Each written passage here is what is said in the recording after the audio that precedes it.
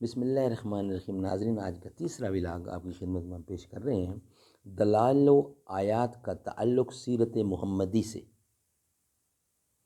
دلائل اور آیات کا تعلق سیرت محمدی سے۔ ناظرین، اردو زبان، یہ پیج ہے 19 صفحہ 19 اردو زبان میں سرور عالم صلی اللہ علیہ وسلم کی سیرت پر جامع ترین کتاب سیرت النبی صلی اللہ علیہ وآلہ وسلم، علامہ شبلی نعمانی رحمۃ اللہ علیہ، علامہ سید سلیمان ندوی رحمۃ اللہ علیہ، جلد سوم۔ بسم اللہ الرحمن الرحیم، الحمد للہ رب العالمین، والصلاة والسلام علی رسولہ محمد وعلی آلہ واصحابہ اجمعین۔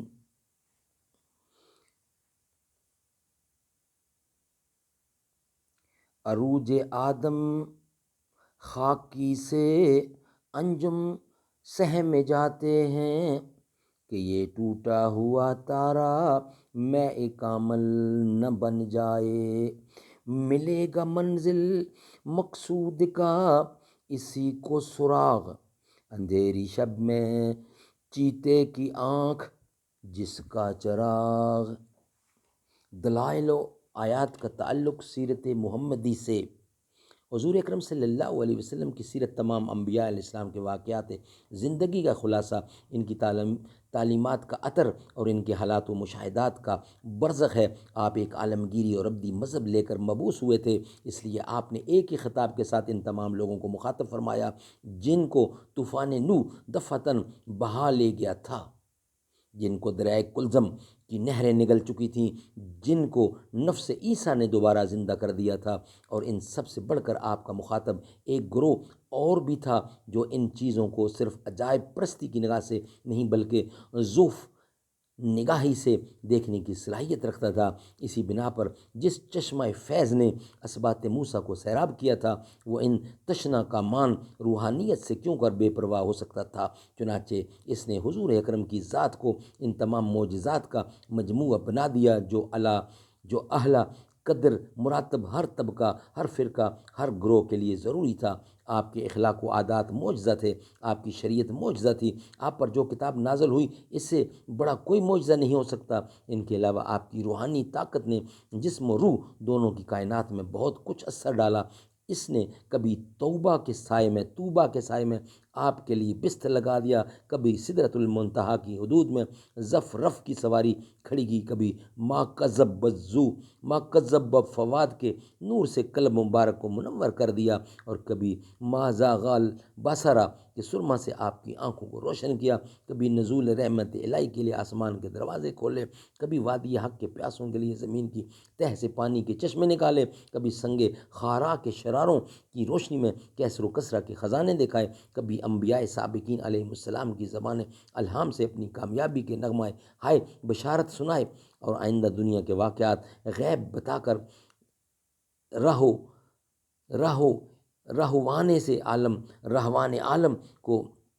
منزل حقیقت کے نشان دکھائے۔ حضور اکرم کے واقعات زندگی کا سب سے بڑا جزو غزوات و محاربات ہیں، اور ان ہنگامہ خیز واقعات کے تاریخی علل و اسباب اور اس کے نتائج کا ذکر کتاب کے ایک حصے میں بتسری گزر چکا ہے، لیکن جہاد کے میدان میں آپ کو جو فتوحات عظیمہ حاصل ہوئی تھیں، ان میں انسانوں کے لشکر اور سپاہیوں کے تیغ و خنجر سے زیادہ فرشتوں کے پرے دعاؤں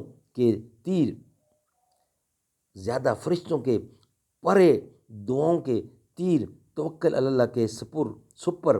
اعتماد علی الحق کی تلوار کام کرتی نظر آتی تھی۔ آپ کی زندگی کا سب سے بڑا فرض اسلام کی اشاعت ہے، اور روئے انور نے، نگاہ کیمیائے اثر نے، تقریر و دل پذیر نے، اخلاق کے اعجاز نما نے آیات و دلائل بن کر بہت سے لوگوں کو مشرف بے اسلام کیا۔ غرض آپ کی پیغمبرانہ زندگی کے ہر مظہر میں یہ دلائل،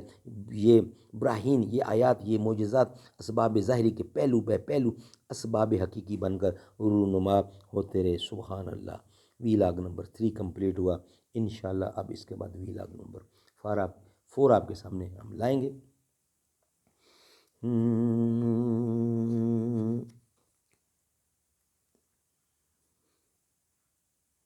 زمین محلی نہیں ہوتی، زمن میلا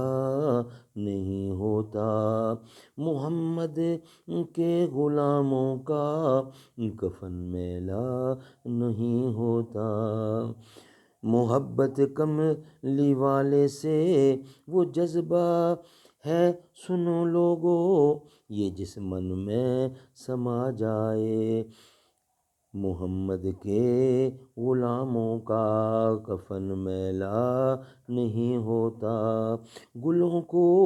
چوم لیتے ہیں سحرنم شبنمی قطرے، نبی کی نعت سن لیں تو چمن میلا نہیں ہوتا، جو نام مصطفیٰ چومے نہیں دکھتی کبھی آنکھیں، پہن لے پیار جو ان کا بدن میلا نہیں ہوتا، نبی کا دامن رحمت پکڑ لو